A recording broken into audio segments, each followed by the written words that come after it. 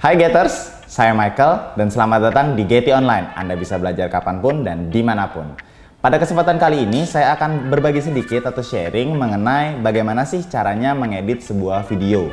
Dalam materi kali ini ada beberapa poin yang akan saya bahas. Yang pertama adalah mengenali dulu nih aplikasi apa yang akan kita gunakan.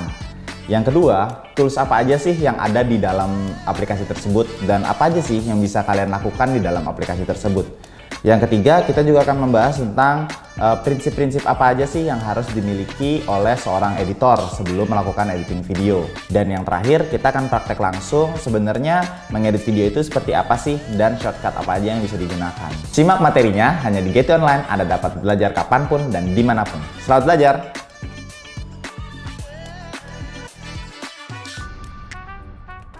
Kita akan masuk ke materi yang pertama nih. Saya akan mengenalkan aplikasi apa sih yang biasanya digunakan oleh editor. Tapi sebelum masuk ke sana, saya mau kasih tahu dulu nih, sebenarnya editor itu apa sih? Atau editor video itu apa sih? Sebelum kita masuk ke materi tentang aplikasi itu sendiri, saya ingin menjelaskan dulu sebenarnya fungsi dan tujuan editor video itu sebenarnya apa sih? Ada yang bilang nih, video editor itu yang nyambung-nyambungin video satu dengan video lainnya. Ada juga yang bilang bahwa editor itu yang masukin motion-motion ke dalam video tersebut. Ada juga yang berkata bahwa editor adalah yang memperbaiki warna dari video tersebut. Sebenarnya editor video itu apa sih? Editor video itu sebenarnya nggak cuma hanya menempelkan klip dengan klip lain. Dan juga tidak hanya melakukan motion di dalam video tersebut. Dan juga tidak hanya mewarnai video tersebut. Tetapi lebih dari itu, editor video sekarang berfungsi untuk menciptakan sebuah karya. Saya bisa katakan karya. Kenapa? Karena apa yang dihasilkan dari editor itu juga merupakan hasil seni yang dapat dinikmati oleh banyak orang. Jadi, editor itu tidak hanya sebatas sebagai pelengkap di dalam sebuah tim, tapi dia juga menjadi salah satu kunci dalam post-production atau setelah melakukan produksi. Di dalam sebuah produksi yang besar, atau kita bisa sederhanakan deh, misalnya kita bicara soal produksi YouTube. Pasti teman-teman ada dong yang punya keinginan ingin, kayaknya enak deh bikin YouTube channel. Atau setidaknya hanya ingin bikin video singkat di Instagram. Tapi ingin kelihatan cantik dan ingin kelihatan bagus karena ingin syuting sendiri. Nah, ada berbagai hal yang bisa dilakukan dalam mengedit video. Salah satunya adalah pemilihan aplikasi pengedit videonya. Dalam kesempatan kali ini, saya akan memberikan satu pilihan yang saya gunakan pribadi untuk mengedit video di laptop. Saya akan memberikan arahan mulai dari toolsnya, shortcutnya, dan juga nanti kita akan praktek. Makanya ikuti sampai habis ya materi ini. Ada beberapa aplikasi di luar sana yang sering sekali digunakan oleh editor, baik editor yang hanya melakukan untuk iseng dan juga untuk profesional. Nah, saya pribadi sudah memiliki satu editing tools yang menurut saya sangat cocok dengan saya dan memenuhi fungsi saya sebagai seorang editor. Setiap aplikasi memiliki kelebihan dan kekurangannya masing-masing. Bagaimana kalian sebagai editor atau user di sini bisa memanfaatkan aplikasi tersebut semaksimal mungkin. Dan kenyamanan menjadi salah satu kunci aplikasi apa yang akan kalian pilih. Aplikasi yang pertama adalah Sony Vegas Pro. Ini awalnya juga saya gunakan untuk belajar video editing. Dan sangat kompatibel untuk teman-teman yang baru mulai belajar karena memiliki akses yang bisa dikatakan cukup mudah. Di dalam Sony Vegas Pro ada berbagai macam template yang bisa teman-teman aplikasikan di dalam video kalian gitu. Terus juga di dalam Sony Vegas Pro sudah memiliki berbagai macam tools yang lebih kurang mirip dengan beberapa aplikasi lain. Cuman bedanya di dalam Sony Vegas Pro kalian bisa menemukan interface atau tampilan aplikasi yang mungkin lebih sederhana dan tidak merumitkan mata. Nah, hal tersebut juga jadi penting banget untuk teman-teman yang baru mulai untuk melihat sebenarnya penampilan aplikasi itu mudah dimengerti atau tidak. Jadi, menurut saya, Sony Vegas Pro sudah berhasil menyajikan sebuah tampilan aplikasi yang bisa dikatakan user-friendly atau mudah dipahami oleh usernya. Aplikasi kedua adalah Corel Video Studio. Nah, dari namanya saja sudah pasti ya untuk edit video di dalam studio. Nah, untuk Corel Video Studio ini sebenarnya dikeluarkan oleh salah satu vendor aplikasi yang memang sudah terkenal. Ya, itu adalah Corel. Corel biasanya sangat identik dengan aplikasi menggambar atau aplikasi desain yang notabene juga sudah merupakan aplikasi profesional. Tetapi di sini dia juga mengeluarkan yang namanya Corel Video Studio. Fungsinya adalah untuk mengedit video, tetapi dalam hal ini kembali lagi Corel merupakan salah satu perusahaan besar yang sangat dikenal oleh aplikasi desainnya. Jadi, aplikasi Corel Video Studio ini mungkin terlihat seperti aplikasi yang kurang bisa diotak-atik menurut saya. Tapi, ada beberapa template juga yang dapat digunakan di dalam aplikasi tersebut yang sudah disediakan oleh Corel itu sendiri. Nah, teman-teman bisa memanfaatkan kreativitas teman-teman dalam mengedit video menggunakan template-template yang sudah disediakan. Secara interface, mungkin saya bisa kasih angka 6-7. Kenapa? Karena aplikasi ini memang mudah dipahami, tetapi memberikan option-option yang mungkin lebih terbatas daripada aplikasi-aplikasi lain, seperti salah satunya tadi Sony Vegas Pro. Mulai dari transisi, template video, dan juga placement video baik layer per layer, itu sudah tertata dengan baik sebenarnya teman-teman. Cuman memang ada beberapa hal yang membuat saya tidak menggunakan aplikasi ini. Tapi bagi teman-teman yang nyaman menggunakan aplikasi ini, coba deh, pasti bisa menghasilkan video yang bagus juga. Kita lanjut ke aplikasi ketiga.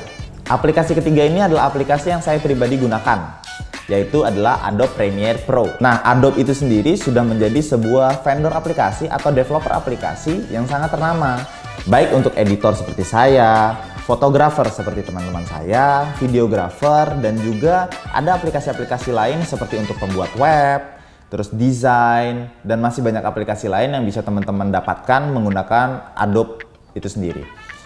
Untuk sekedar sharing, kenapa sih sebenarnya saya menggunakan Adobe Premiere Pro itu? Yang pertama, secara user interface sudah pasti, karena menjadi sebuah poin penilaian yang sangat penting nih teman-teman.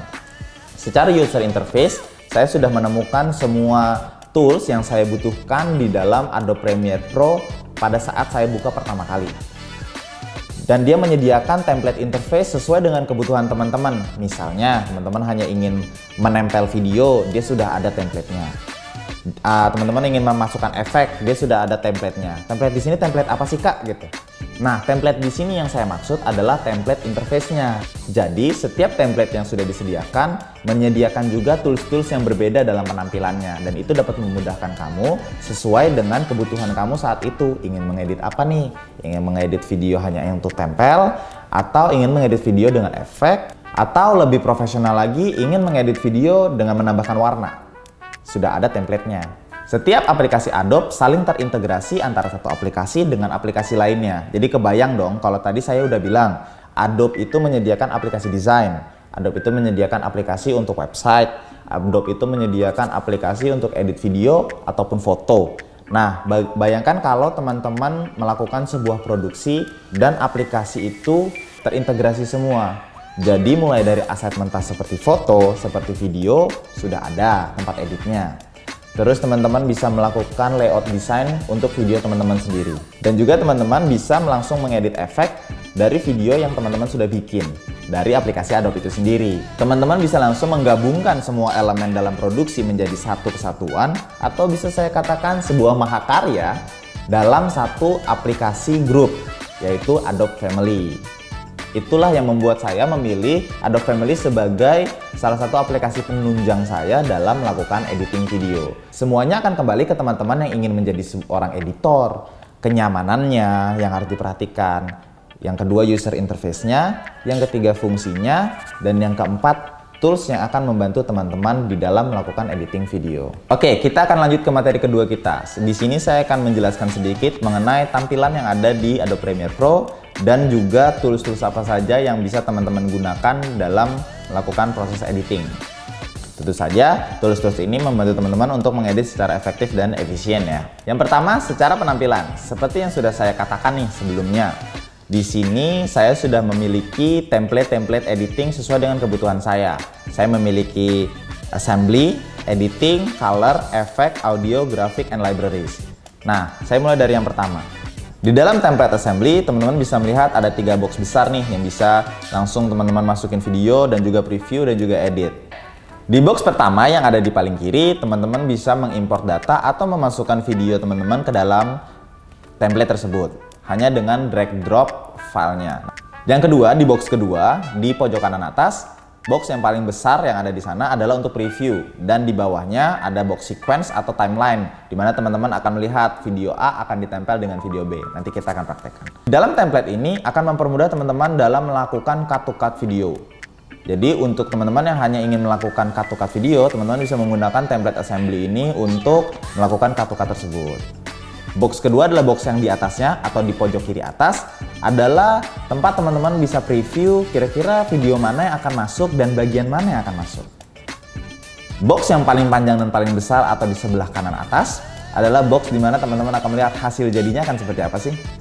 Dan box terakhir adalah box timelines atau sequence yang akan memperlihatkan ada beberapa video yang sudah teman-teman gabung dan previewnya akan seperti apa. Ini adalah merupakan template yang sering banget saya gunakan sebagai professional editor. Kenapa? Karena di dalam template ini sudah tersedia nih semua yang ingin saya lihat di dalam mengedit video. Baik previewnya, lalu hasil jadinya seperti apa, lalu sequence saya, dan file yang saya masih miliki di dalam libraries untuk saya masukkan kembali ke dalam sequence. Template ketiga adalah template color. Nah, template color ini mirip dengan template editing, tetapi ada satu box tambahan di sebelah kanan yaitu box color. Apa fungsinya? Fungsinya tentu saja untuk mewarnai sebuah klip. Seperti yang sudah saya katakan di awal, salah satu fungsi editor adalah untuk mewarnai sebuah gambar atau sebuah video di sini, supaya dari awal hingga akhir Anda dapat menemukan kesamaan atau kemiripan warna yang digunakan dalam menentukan sebuah situasi atau menentukan sebuah adegan yang menarik atau juga memperlihatkan sebuah keindahan klip. Nah, ini penting banget teman-teman untuk menyediakan kolom khusus atau box khusus untuk mewarnai klip kalian. Yang berikutnya adalah template effect. Di sini kelihatannya mirip, tapi ada satu hal yang berbeda. Kalau di template color tadi kalian bisa melihat bahwa ada kolom color yang tersedia khusus untuk mengedit warna. Di kolom efek, template color tersebut berganti menjadi sebuah template efek. Tentu saja fungsinya adalah untuk menambahkan efek-efek tertentu yang teman-teman butuhkan seperti transisi antara satu klip dengan klip berikutnya, atau ingin memasukkan efek audio, atau juga ingin memasukkan efek-efek warna. Di sana teman-teman bisa langsung memasukkan efek yang sudah ada di Adobe Premiere Pro ke dalam video yang sudah kalian edit atau baru mau kalian edit. Biasanya sebagai editor saya menggunakan template efek ini sebagai sentuhan akhir dalam video, karena memasukkan efek merupakan hal terakhir yang biasa saya lakukan setelah melakukan editing cut to cut dan juga melakukan pewarnaan pada gambar yang sudah saya edit. Kita lanjut ke template berikutnya, yaitu template audio. Di sini saya cukup jarang menggunakannya karena biasanya audio sudah disetting oleh teman-teman saya dari Audioman. Dalam template audio ini teman-teman bisa melihat ada sedikit perbedaan dengan template-template lainnya. Ada 5 box yang ada di dalam sebuah template ini. Yang pertama, box paling kiri dan paling panjang adalah box di mana teman-teman dapat menemukan klip-klip apa saja yang masih ada di library, sama seperti template-template lainnya. 2 box yang ada di tengah adalah untuk preview hasil sebelum dan hasil sesudah diedit. Di bawahnya ada template untuk timeline atau sequence yang sudah saya jelaskan tadi, yaitu untuk melihat klip apa saja yang sudah teman-teman tempel di dalam sebuah kesatuan video. Nah, yang membedakan adalah box yang paling kanan, di mana box paling kanan ini fungsinya khusus untuk mengedit sebuah audio, memberikan efek pada audio tersebut. Nah, untuk teman-teman yang biasa syuting di tempat keramaian, nah disinilah teman-teman dapat mengedit video supaya audionya terdengar lebih bersih atau lebih jelas. Template terakhir yang disediakan adalah template grafik. Template grafik ini menyediakan satu box khusus di sebelah kanan untuk memberikan grafik-grafik yang sudah ada di dalam aplikasi.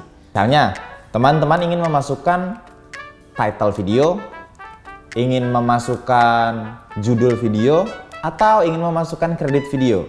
Adobe Premiere Pro telah menyediakan berbagai kemudahan untuk memberikan grafik tersebut atau elemen tersebut ke dalam video tanpa teman-teman harus bikin lagi rolling credits yang ada di belakang video biasanya.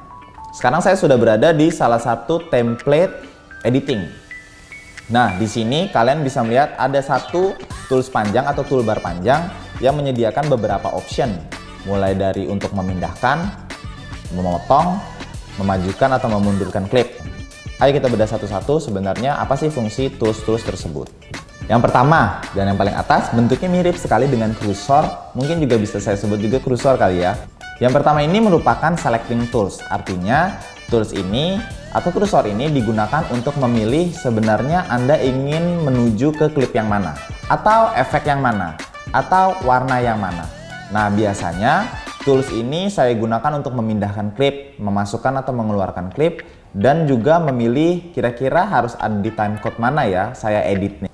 Kita lanjut ke tools kedua. Di sini ada track select forward. Artinya tools ini memudahkan kita untuk memajukan atau memundurkan sebuah klip tanpa harus meniban klip lainnya. Jadi misalnya ada klip A dan klip B. Ketika kita geser klip A-nya, klip B itu belum tentu akan tergeser. Maka dengan tools ini, klip B akan otomatis tergeser mengikuti kemana klip A akan kita geser. Seperti itulah kira-kira. Nanti kita akan langsung praktek, makanya nonton sampai habis. Yang ketiga, ada di sini yang namanya ripple edit. Artinya untuk memisahkan nih antara bagian yang Anda ingin gunakan dengan bagian yang Anda tidak ingin gunakan. Atau memisahkan ketika teman-teman ingin memasukkan satu klip di tengah-tengah antara dua klip lainnya. Misalnya contohnya sering banget nih, saya ketinggalan memasukkan satu adegan. Nah, tools ini berfungsi untuk meletakkan klip tersebut berada di tengah-tengah antara dua klip tanpa merusak susunan yang sudah teman-teman bikin. Yang berikutnya ada razor tools. Bentuknya saja sudah seperti cutter ya teman-teman. Jadi fungsinya adalah untuk memotong klip. Sebenarnya teman-teman bisa langsung memotong klip atau bagian yang teman-teman ingin masukkan ke dalam sequence di dalam satu box yang bernama preview box. Nah, tapi biasanya ada tuh miss-miss sedikit atau keinginan untuk memajukan atau memundurkan klip. Nah, razor tools ini fungsinya adalah untuk memotong klip-klip yang ternyata ketinggalan saat preview tersebut. Yang berikutnya adalah hand tool. Hand tool ini banyak saya gunakan ketika saya ingin melihat detail-detail yang ada di dalam video. Yang terakhir dan merupakan favorit saya adalah type tool, di mana di sini saya bisa mengetik kebutuhan-kebutuhan seperti highlight dari video dan juga kebutuhan saya untuk memberikan nama pada narasumber dan juga pada host. Penting banget kan? Sebelum kita memulai mengedit, ada baiknya kita langsung memperhatikan prinsip-prinsip apa saja yang harus teman-teman miliki sebelum kita memulai praktek mengedit kita. Simak ya. Kita masuk ke materi ketiga nih teman-teman. Sekiranya prinsip-prinsip apa aja sih yang harus teman-teman perhatikan sebelum kita memulai mengedit video. Yang pertama, itu adalah motivasi. Teman-teman harus memiliki motivasi yang kuat dalam melakukan editing video. Karena apa? Karena mengedit video itu memerlukan sebuah konsistensi dan konsentrasi yang sangat-sangat tinggi. Jadi teman-teman harus memiliki dulu nih motivasi yang kuat dalam mengedit video tersebut. Excitement itu sangat penting teman-teman dalam melakukan editing video. Jadi ketika teman-teman melihat dari satu klip ke klip lainnya, teman-teman mungkin bisa berandai-andai, nanti hasil jadinya akan sangat keren. Atau teman-teman bisa melihat bahwa nanti teman-teman saya akan memuji saya dengan hasil yang sangat menarik. Itu mungkin bisa menjadi salah satu motivasi teman-teman dalam mengedit video. Karena ibaratnya saya sebagai seorang editor harus niat banget nih untuk ngedit video supaya baik mood ataupun tujuan dari video tersebut bisa tersampaikan kepada audiensnya. Yang kedua adalah pengetahuan atau informasi mengenai video tersebut. Mungkin kadang-kadang teman-teman akan mengedit video khusus untuk diri teman-teman sendiri.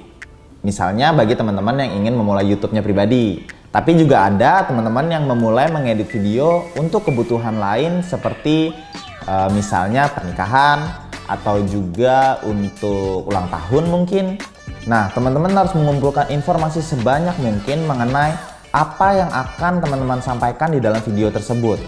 Saya ambil contoh seperti video GTTV. Dalam video GTTV, kita mengumpulkan banyak sekali informasi sebelum saya memulai mengedit atau teman-teman editor saya memulai mengedit. Nah, kumpulkanlah informasi-informasi yang kalian rasa perlu dimasukkan ke dalam video tersebut. Contoh, misalnya nama hostnya, atau nama narasumbernya, atau juga contoh-contoh produk apa saja yang harus keluar dan namanya apa. Pasti penting banget tuh. Untuk teman-teman yang ingin memulai YouTube, misalnya nih teman-teman ingin menjelaskan sebuah produk atau teman-teman ingin menjelaskan sebuah video atau bereaksi terhadap sebuah video. Nah, video yang ingin direaksi tersebut harus disiapkan dulu, atau produk yang ingin di review harus disiapkan dulu klipnya. Nah, penyediaan klip tersebut merupakan bagian dari penyediaan informasi yang perlu teman-teman tahu sebelum memulai ngedit video. Ketiga adalah prinsip komposisi, di mana teman-teman harus tahu nih flow video dari awal hingga akhir itu akan jadi seperti apa setelah melihat klip-klip yang sudah diambil. Misalnya saya berbicara mengenai saya ingin memotong bawang. Maka klip yang tersedia adalah saya mengambil pisau, saya mengambil bawang, dan saya potong bawangnya. Nah, setelah klip-klip itu ada, maka teman-teman harus berpikir mana flow yang benar. Apakah mengambil pisau dulu atau mengambil bawang dulu? Tergantung dari teman-teman, perspektif teman-teman masing-masing dan juga kondisi saat itu. Yang terakhir yang sering saya gunakan adalah prinsip garis mata, di mana saat saya melakukan editing video, saya akan melihat objek apa yang dituju. Misalnya objeknya adalah pemandangan, atau juga objeknya adalah host yang sedang memberikan penyampaian materi seperti saya sekarang ini. Maka elemen mata atau sudut pandang mata menjadi sangat penting bagi editor untuk mengambil langkah awal, kira-kira objek ini bagusnya diletakkan di sebelah mana ya. Prinsip garis mata ini bisa membantu teman-teman untuk membantu melihat di mana efek terbaik akan diberikan atau tulisan apa yang akan diberikan di dalam video tersebut. Mungkin teman-teman memiliki beberapa prinsip lain dalam melakukan editing video, tetapi beberapa prinsip ini yang saya pandang penting dan teman-teman harus miliki sebelum Anda memulai mengedit video teman-teman sendiri. Mari kita lanjut ke materi berikutnya. Nah, kita sudah sampai ke materi terakhir di mana saya akan langsung mempraktekkan sebenarnya apa yang bisa teman-teman lakukan di dalam aplikasi video editing ini. Tapi kembali ya teman-teman, saya akan mengajarkan hanya dasar-dasarnya saja dulu sebelum teman-teman bisa mengeksplor lebih jauh sebenarnya apa aja sih yang tersedia di dalam aplikasi Adobe Premiere dan bagaimana sih untuk menjadi seorang editor yang sangat baik, efektif, dan juga efisien. Yang pertama, saya sudah membuat sebuah sequence atau sebuah file project baru yang saya beri nama Basic Video Editing. Di sini saya menggunakan template editing. Seperti teman-teman sudah lihat, berwarna biru menyala di atas. Nah, berikutnya teman-teman akan melihat di pojok kiri bawah bahwa file saya masih kosong. Di sini saya akan memasukkan file video saya ke dalam editing tools yaitu Adobe Premiere Pro. Saya sudah menyiapkan klipnya di dalam Finder. Ini adalah klip Getty Tech Review untuk episode 5. Kalau teman-teman belum nonton aja di Getty TV ya. Di sini ada klip 00028.mts sampai 00039.mts. Teman-teman bisa langsung drag filenya masuk ke dalam import media di bagian pojok kiri bawah.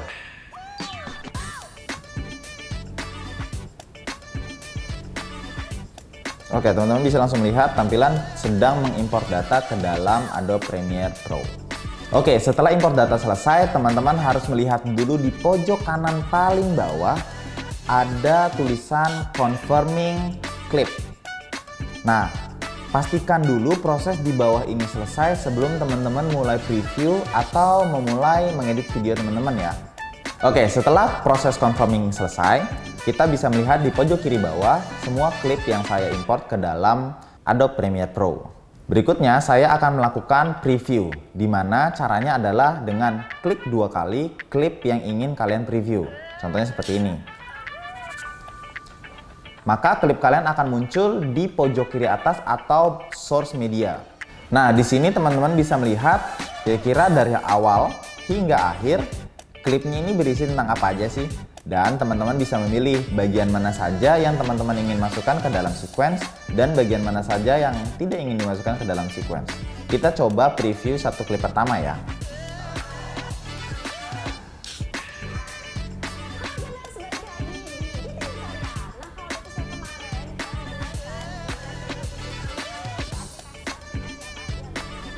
Nah, teman-teman bisa lihat kan, di awal teman-teman bisa mendengar apa yang produser saya katakan, action, dan kemudian berlanjut ke host yang sedang berbicara dan berakhir pada sebuah kesalahan di mana host melupakan sebuah elemen penting atau informasi yang harus disampaikan kepada audiensnya. Nah, tetapi di antara klip-klip tersebut ada klip yang dapat kita ambil atau ada bagian yang dapat kita ambil dalam klip ini. Contohnya adalah openingnya. Maka yang akan saya lakukan adalah mengambil bagian penting tersebut, bagian yang dapat digunakan ke dalam sequence saya. Sebelum itu, saya akan memulai membuat sequence saya adalah dengan mengklik tombol New Item, lalu pilih Sequence. Maka akan muncul tampilan seperti ini. Untuk video di sosial media seperti Instagram, Facebook, dan juga untuk video di YouTube, saya biasa menggunakan format AVC HD. Lalu, saya pilih sesuai dengan frame yang tersedia. Misalnya, kalian shoot dengan handphone atau dengan kamera. Saya ambil pukul rata karena di sini saya menggunakan kamera, maka saya akan menggunakan kualitas 1080p. Lalu mengambil format yang 25 fps atau 1080p 25 fps. Nah, format ini adalah format yang kompatibel untuk sosial media dan juga salah satunya YouTube. Jangan lupa memberi nama sequence kalian di bawah atau sequence name. Seperti di sini saya tulis Getty Tech Review episode 5. Lalu klik OK. Setelah sequence-nya terbentuk, maka tampilan sequence yang ada di kanan bawah atau yang paling panjang akan berubah menjadi seperti ini. Ada layer-layernya dan juga ada tombol-tombol biru atau tombol-tombol active layernya. Saya akan menjelaskan sedikit. Di sini Anda bisa melihat 3 track di atas dan beberapa track di bawah. Track di atas adalah track video, jadi tempat teman-teman meletakkan videonya. Dan track di bawah adalah track audio, di mana teman-teman meletakkan audionya. Atau bila seperti videonya seperti ini, ya sudah tertempel bersamaan. Oke, sekarang kita akan langsung memasukkan klip ke dalam sequence tersebut dengan cara mengambil bagian yang teman-teman ingin ambil. Saya akan ulangi. Reviewnya adalah, nah, di bagian ini teman-teman akan mengambil setelah kalimat action.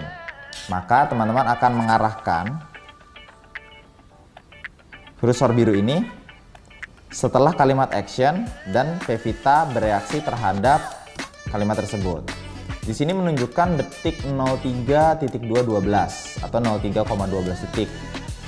Nah, setelah teman-teman mengarahkan kursor biru ini ke titik yang ingin dimulai atau titik di mana klip tersebut mulai diedit, maka teman-teman bisa menekan tombol I pada keyboard dan membentuk marka di sini. Atau juga teman-teman bisa mengklik yang namanya mark in yang sudah disediakan. Itu menandakan klip dimulai dari titik tersebut di detik 03,12.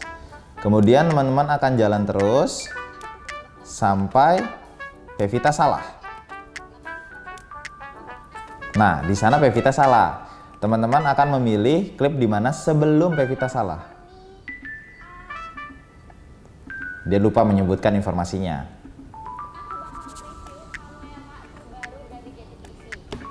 Nah, setelah kalimat kamera terbaru dari Getty TV, maka terjadi kesalahan pada Pevita.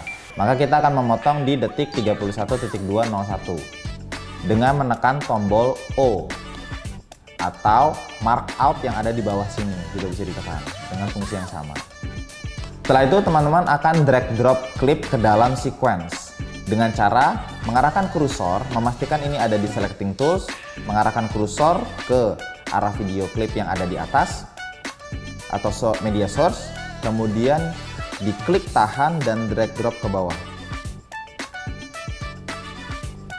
Apabila muncul notifikasi seperti clip mismatch warning, maka teman-teman ini artinya adalah video yang di shoot frame-nya tidak sama dengan sequence yang kita buat. Tidak sama di sini bukan berarti buruk ya, tetapi bisa disesuaikan. Maka dia memberikan 2 opsi. Yang pertama adalah change sequence setting atau keep existing setting. Ketika teman-teman memilih change sequence setting, maka yang terjadi adalah sequence-nya akan berubah mengikuti video originalnya. Tetapi ketika teman-teman memilih keep existing setting, maka teman-teman akan mempertahankan settingan yang sudah di awal kita buat di dalam sequence-nya dan menyesuaikan klip tersebut dengan settingan yang sudah kita buat. Maka dalam kondisi ini saya akan menyesuaikan klipnya dengan kondisi yang saya buat. Maka saya melakukan keep existing setting. Klip sudah masuk ke dalam video. Maka dia akan memulai setelah kalimat action, seperti yang sudah saya rencanakan. Dan dia akan berhenti sebelum kalimatnya salah. See, itulah yang akan dilakukan. Lalu, saya akan sambung dengan kalimat berikutnya yang ada di klip sama.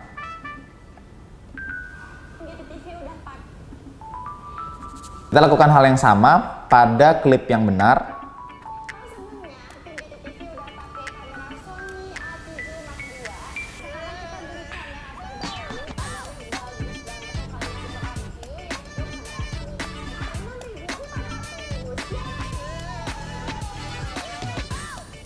Nah, dan berhenti setelah Pevita berbicara Y. Melakukan hal yang sama, drag drop video. Maka pada ending video teman-teman bisa melihat bahwa video ini sudah tersambung. Lihat, sudah tersambung. Ini hal yang sederhana yang bisa kalian lakukan dalam cut to cut atau memilih gambar yang tepat bagi video Anda. Nah, apa yang terjadi apabila teman-teman melihat bahwa klip ini masih utuh?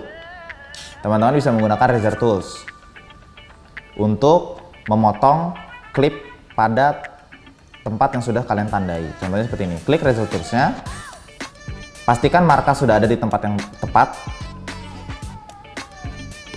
Di sana, mungkin mundur sedikit. Lalu pastikan kursor Anda sudah berubah menjadi Razor Tools dan klik. Maka klip Anda sudah terpisah antara satu klip yang pertama dengan klip yang kedua. Maka yang ini tinggal tekan delete untuk menghapusnya. Nah, teman-teman, begitu caranya untuk mengedit cut to cut-nya.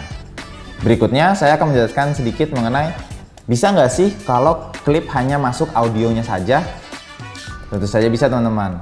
Di dalam media source, teman-teman bisa melihat ada dua gambar. Yang pertama adalah drag video only dan drag audio only, dimana kalau drag video only akan memasukkan videonya saja tanpa suara.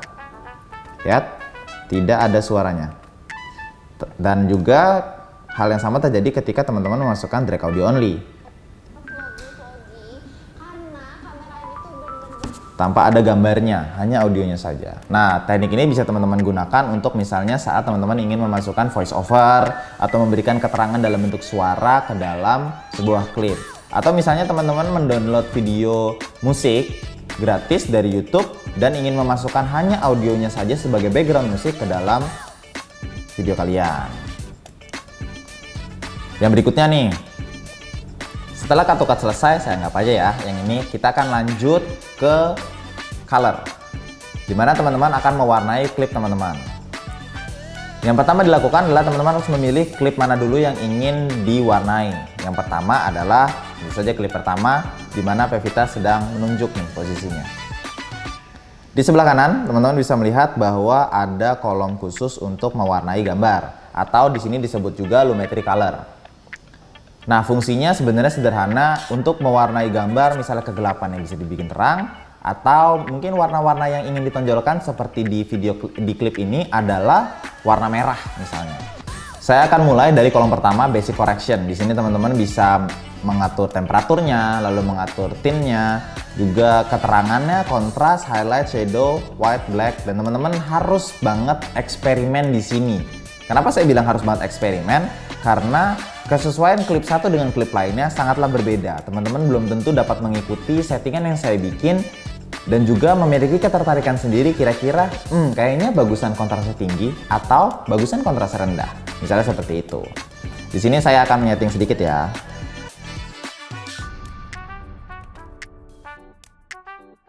Selain dari basic correction, teman-teman juga bisa melihat bahwa ada highlight dan juga ada shadow yang bisa diwarnai. Nah, teman-teman lihat di muka Pevita terdapat highlight yang cukup tinggi dan bisa diwarnai. Ketika saya mengarahkan kursor ke arah biru, maka muka Pevita akan ke arah biru warnanya. Nah, ini juga perlu disesuaikan dengan kebutuhan teman-teman, apakah perlu diwarnai atau tidak.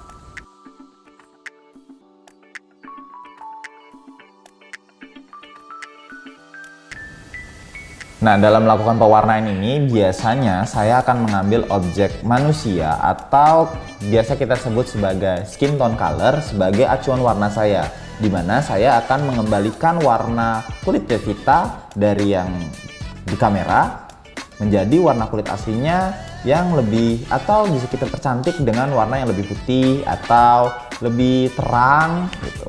Nah, itu dapat dilakukan di Blumetri Color ini. Dalam kondisi ini saya melihat bahwa ambience yang memang dibikin adalah yang cukup gelap. Jadi saya tidak terlalu membuat ambience yang terang. Jadi saya membiarkan backgroundnya tetap gelap dan saya pertahankan Pevita agar tetap kelihatan lebih terang.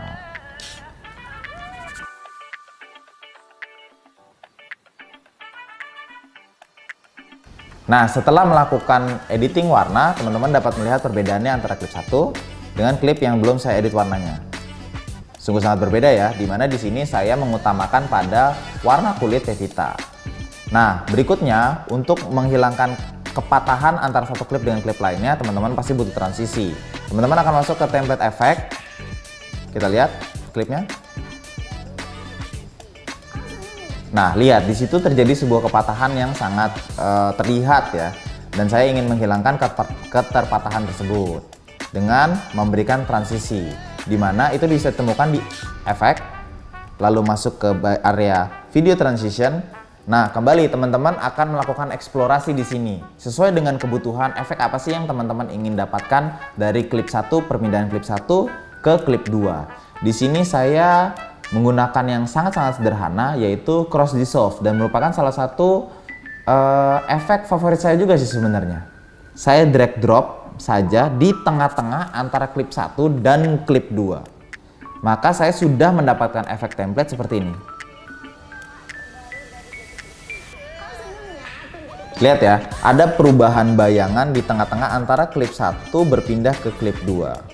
Nah, efek-efek seperti inilah yang bisa teman-teman gunakan ketika melakukan transisi perpindahan dari satu tempat ke tempat lainnya. Kembali lagi, karena sebelumnya video ini sudah di-syuting dengan audio yang mumpuni dan audio telah diolah oleh audioman saya, maka saya tidak lanjut ke bagian audio. Tetapi untuk teman-teman melihat, ketika kita masuk ke audio, di sini sudah terlihat bahwa ada audio bar atau audio clip mixer, di mana teman-teman bisa mengontrol audio teman-teman dari awal hingga akhir.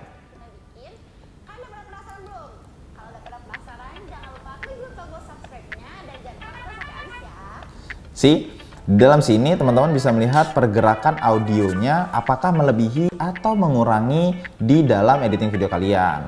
Kalau dirasa kelebihan, teman-teman dapat melakukan drag di bagian volume di sini ke bawah atau ke atas. Karena audio saya sudah clear, maka saya tetap melakukan atau tetap meletakkan audio saya di angka 0. Kita lanjut ke elemen grafik. Di dalam video ini saya ingin meletakkan sebuah template nama. Maka di sini ada tulisannya nih, basic lower third, yang artinya adalah template untuk meletakkan keterangan nama atau jabatan.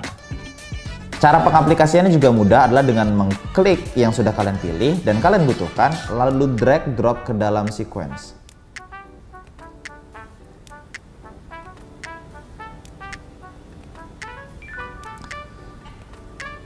Misalnya saya ingin mengenalkan Pevita yang ada di awal video. Sudah terlihat ada kolom di sini. Di dalam video final preview. Nah, untuk mengedit your name here and second line is smaller, maka kalian klik dulu efeknya, lalu kalian kembali ke essential graphic. Di sini ada dua teks yang sangat berpengaruh. Yang kalian bisa lihat mana teks yang saya pilih di dalam kolom final previewnya. Saya akan mengganti dulu namanya dengan mengklik dulu your name here, lalu pindah ke text tool atau type tool, tools favorit saya, dan langsung menggantinya pada final preview Pevita. Lalu saya akan lanjut ke second linernya, maka saya akan mengganti jadi host. Di sini terdapat banyak sekali option yang bisa teman-teman lihat. Fungsinya adalah untuk mengganti font, membesarkan atau mengecilkan font, Seperti itu teman-teman. Lihat ya, yang di bawah contohnya adalah untuk membesarkan atau mengecilkan. Tadi saya sudah cocok dengan ukuran 48. Maka ketika di play,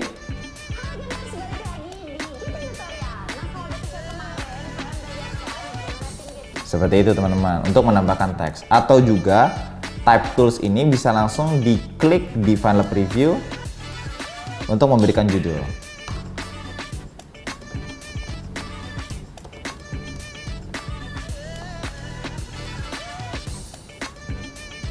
Misalnya ingin saya bold atau ingin saya ganti fontnya, bisa.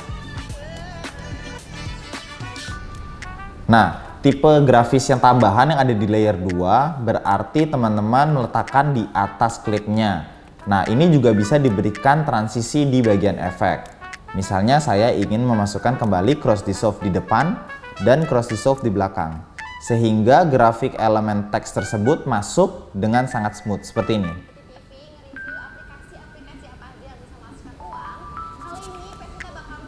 See? Jangan lihat dulu, udah 30 menit dong. Nanti dia cut off lagi.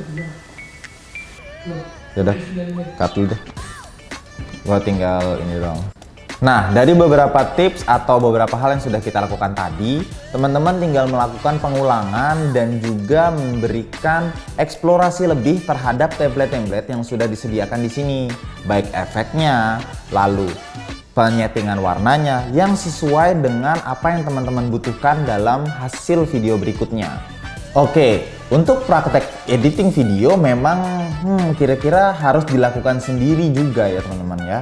Jadi teman-teman bisa mengeksplor lebih banyak sesuai dengan klip yang sudah teman-teman sediakan. Coba deh mulai dari klip-klip yang ada di rumah, misalnya teman-teman menggunakan handphone, atau kira-kira teman-teman ingin jalan-jalan keluar dan menggunakan kamera profesional, itu juga boleh. Teman-teman harus coba lebih banyak lagi dalam mengeksplorasi editing tools lainnya. Nah, untuk tips and tricks yang boleh saya berikan kepada teman-teman itu cuma 3 sebenarnya. Yang pertama, manfaatkan betul-betul klip yang ada di dalam memory card kalian. Kenapa? Karena sebagai editor, kreativitas dan keliaran ide itu diuji di sana. Jadi teman-teman bisa tuh memanfaatkan klip A, klip B, klip C menjadi sebuah video yang sangat menarik dan bercerita kepada audiens teman-teman. Yang kedua, misalnya klipnya memang kurang bagus, maka gunakanlah elemen grafis seperti teks untuk membantu teman-teman dalam menyampaikan pesan yang ingin disampaikan oleh host, oleh narasumber, atau mungkin oleh kalian yang ingin bikin vlog. Dan yang ketiga, kembali ke pewarnaan gambar, teman-teman harus bisa dan mampu menyesuaikan warna sesuai dengan kebutuhan teman-teman. Ingat ya, jangan terlalu norak warnanya ya, menurut saya. Oke, mungkin segitu dulu yang bisa saya sampaikan di dalam materi basic video editing. Sisanya tinggal eksplorasi teman-teman. Semoga apa yang saya sampaikan ini dapat dimengerti dengan baik dan juga dapat dieksplorasi dan dieksekusi dengan baik oleh teman-teman. Jangan lupa juga untuk mendownload materi lainnya. Hanya di Getty Online, Anda bisa belajar kapanpun dan dimanapun. Terima kasih.